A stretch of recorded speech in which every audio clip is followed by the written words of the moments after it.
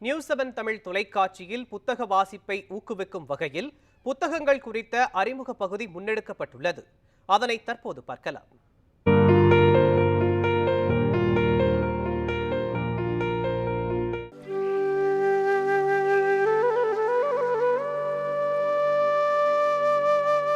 மின்னல் பூக்கும் பொழுதுகள். கவிஞர் ஆதிரனின் முதல் கவிதை தொகுப்பான மின்னல் பூக்கும் பொழுதுகள் தலைப்பை ஒட்டி இயற்கையையும் செயற்கையாய் மாறிப்போன மனித வாழ்வையும் இணைக்கும் பல புள்ளிகளை தொட்டுச் செல்கிறது.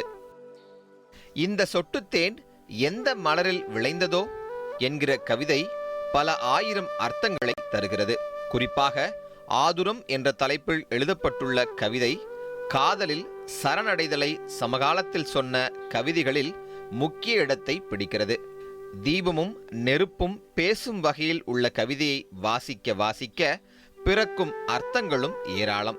முதல் கவிதை தொகுப்பில் முத்திரை பதித்துள்ளார் ஆதிரன்.